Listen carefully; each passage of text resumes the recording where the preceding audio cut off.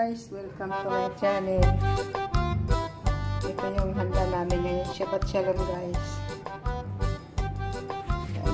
Salad, beans salad, salmon,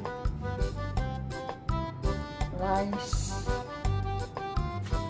and roast beef.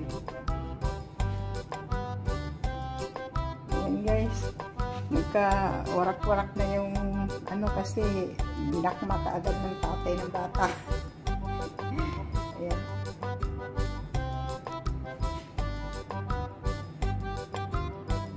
Ito ang sarap nito guys.